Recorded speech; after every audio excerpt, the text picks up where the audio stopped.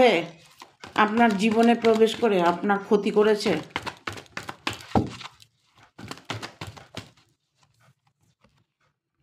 যে মিত্র হয়ে আপনার জীবনে প্রবেশ করেছে সে আপনার যতই ক্ষতি করে থাকুক না কেন, আপনার সাথে ইউনিভার্স আছে।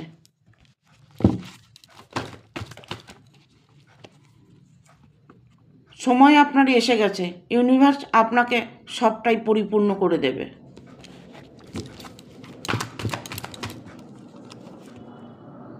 আপনার কাছে ধন সম্পদ অপার থাকবে।